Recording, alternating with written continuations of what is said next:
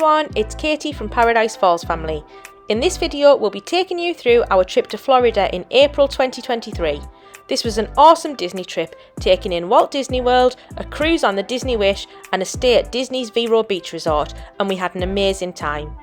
In this vlog series we'll talk through a different aspect of the trip with each video, but in this one I'm going to give an overview of our holiday to set the scene on what we did and explain what went into our planning before travelling. So to begin with, where did we go and what did we do? This trip started with a drive down to London to stay at our usual hotel, the Marriott, now known as Delta, Heathrow, Windsor. We've stayed here several times before and it's one of our preferred Heathrow hotels.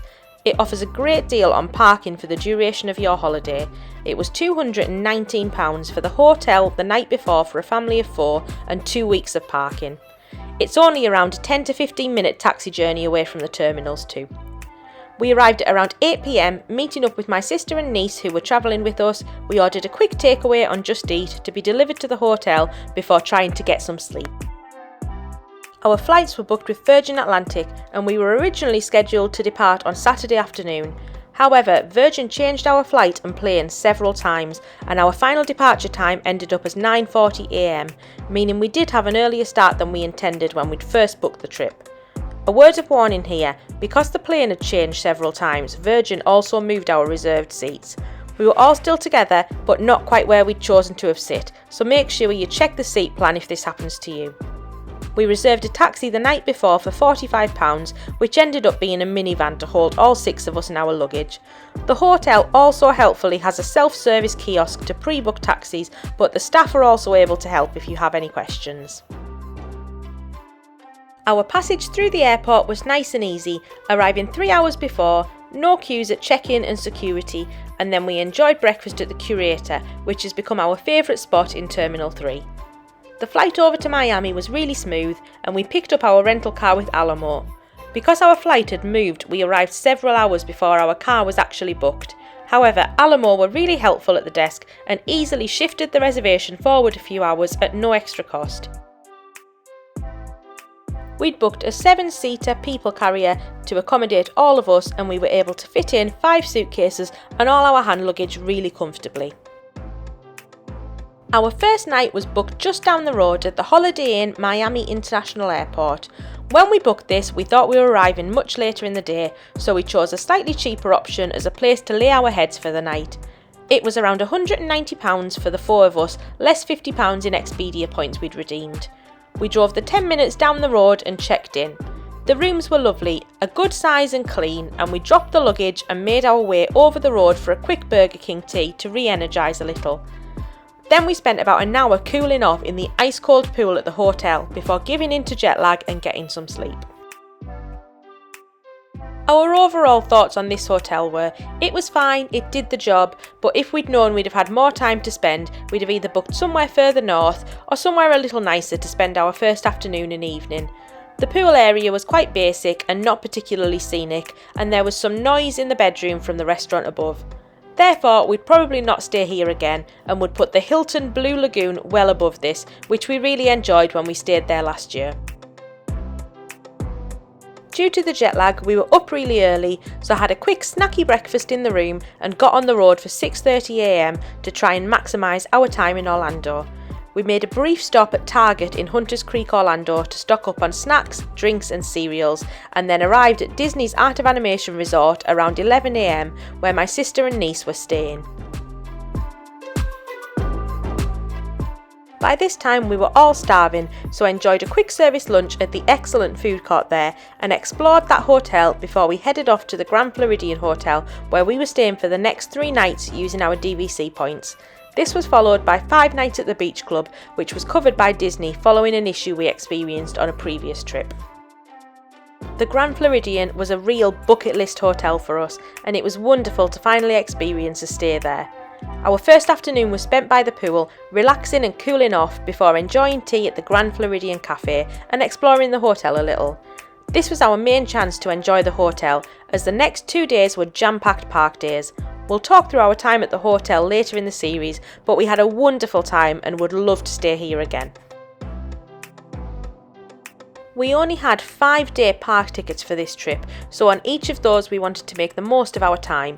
Again, we'll talk more about our park days later in the series, but for the first day we spent it at Magic Kingdom from rope drop all the way through to 8 p.m. This was the first night of the return of Happily Ever After and the park was jam-packed. We were still getting over our jet lag, so we decided against staying any later. Our second day was spent in Animal Kingdom, another early start and full day. We had a blast, but after 2 long days we were ready for a break. The next day we checked out of the Grand Floridian and enjoyed brunch at Ohana over at the Polynesian Hotel before heading across to the beach club to check in. It was another hot day, so we spent more time in the pool cooling off and had tea at Beaches and Cream. We had a lovely day and enjoyed a much needed rest. However, that evening Eva wasn't feeling very well, so we decided to switch up our plans for the next few days. We took the next day as another rest day in the resort, switching our park reservation at Hollywood Studios to Easter Sunday. Back to full strength the next day, we ventured into Epcot for a full day in the park, followed by our second and final day in Magic Kingdom. Our last day at the beach club was Easter Sunday. We spent the morning enjoying the festivities around the resort and relaxing at the hotel before heading into Hollywood Studios for half a day, getting on as many rides as possible. The next morning we were off to Port Canaveral to board the Disney Wish for 4 nights. We'd pre-booked the transfers out to the port with Disney. The bus picked us up at 9 a.m. and we were aboard the ship by midday, with the rest of the day free to enjoy the ship. The cruise was for 4 nights, stopping at Nassau on day 1, Castaway Cay on day 2, followed by a day at sea on day 3. I'll talk through the cruise in detail later on in the series, but we had an amazing time despite some choppy waters and iffy weather. Following the cruise, we had one final night left of our holiday at Disney's Vero Beach Resort, booked with our DVC points. We picked up our rental car with Alamo at the port at around 9 a.m. and were in Vero Beach for 10:30, with plenty of time to enjoy the resort and better weather for the day. We'd intended to finally spend some time on the beach, but ended up in the pool once again, the kids in particular having an amazing time and capping off a brilliant holiday. The next day, we spent some brief time exploring the resort a little more before starting the drive down to Miami Airport at around 9:30 a.m. With a quick stop at the service station in Palm Beach for lunch and some traffic approaching Miami, we arrived just before 2 p.m, around 3 hours before our flight. We'd actually intended to get here a little earlier, as it sometimes can take some time to get through Miami Airport on the People Mover from the car rental centre. But fortunately there were no queues again and we sailed through the airport for our uneventful flight back home to England. Back home we jumped in a taxi back to the Marriott for around £50 and were on the road home just a few hours after landing. So that was a real whistle-stop tour of our holiday to give you an idea of what we fit in. We'll cover everything, the park days, the cruise and the hotels in more detail throughout this vlog series. For now though, we'll give you some more details on our planning and how we put together this trip. First of all, as with any of our trips, how did we pull together our itinerary? This one was a little easier to plan, basing it around some time in Disney World and then the cruise. The rest then basically came down to cost. We generally find flights are much cheaper if you don't fly into or out of Orlando directly. In our case, we tend to favour using Miami as it can usually save thousands of pounds, but it does add on a chunk of extra travel time. For this trip, it meant adding a night at the beginning at a Miami Airport hotel, and then a night at the end at Vero Beach to break the journey back down to Miami after the cruise. This gave us the basic structure of the holiday. The next factor was park tickets and how we wanted to spend our 8 nights in Walt Disney World. Having visited a fair bit the previous year, we wanted to spend time in each of the parks, but this time also try and allow for a little bit more relaxing pool time. Fortunately, Disney awarded us a 5-day park ticket each, following an issue we experienced on a previous trip, and this fit perfectly here, with a day in each park and an extra day for Magic Kingdom. We then needed to make our park reservations, as Walt Disney World still operates on a park reservation system which has been in place since reopening after the pandemic. We decided which days we'd aim to stay late for fireworks etc., which were going to be early mornings and where we'd put in our rest days. Usually we try and put in rest days or lie-ins after late nights to ensure we all get some rest despite all the excitement. Next up was the dining reservations. We love a character meal in particular, so we made sure to get our reservations booked as soon as they're released, which is currently at 60 days, and you can book for the length of your trip if you're staying on site at Disney. Therefore, we planned these into the schedule early on. The main one we couldn't get on this occasion was the Fantasmic Dining Package. This is a dining reservation in Hollywood Studios with guaranteed seating for the show in the evening. We also thought hard about booking a dessert party for Happily Ever After, but decided against it in the end. We've done this before and really enjoy it, but it's a lot of money for what it is, and they seem to oversell these now, so you're still quite crammed even into the reserved viewing area. Some of these reservations and packages are incredibly popular, so make sure to book these as soon as they come available. With the itinerary set, our park reservations sorted alongside the flights, the other things to book were the hotels and the car. For the hotels, we've already mentioned the hotel in Miami, which we booked through Expedia. The hotels at Disney World were provided by Disney in the case of the Beach Club, or booked using our DVC points in the case of the Grand Floridian. My sister stayed at the Art of Animation Hotel and booked a package including park tickets directly through Disney for this. Finally, Vero Beach was again booked using our DVC points. My sister, who isn't a DVC member, booked a stay here using David's Vacation Club rentals, renting points from other DVC members. This did prove to be quite costly, but it's one of the only ways to stay at this resort, as bookings are quite hard to come by. Moving on to the car, we decided we didn't need one in Walt Disney World, so we booked a car through Alamo to pick up at Miami Airport on arrival and drop off the next day at Walt Disney World once we'd made the journey north. The car rental centre in Disney World is really easy to use, and they offer a complimentary shuttle to drop you back at your hotel afterwards. Then we also booked another car to pick up at the port after the cruise to drop at Miami Airport the next day before our flight home. For car rentals, we always prefer to use Alamo. They've never let us down, everything always goes smoothly, and their packages are really clear on the website. For this trip, as I mentioned, we booked a 7-passenger people carrier, and this was perfect for our needs. In addition, we always separately take out an additional car hire excess insurance policy, just in case, so we made sure this was sorted before we travelled. We have a worldwide annual policy which covers us for all of our trips.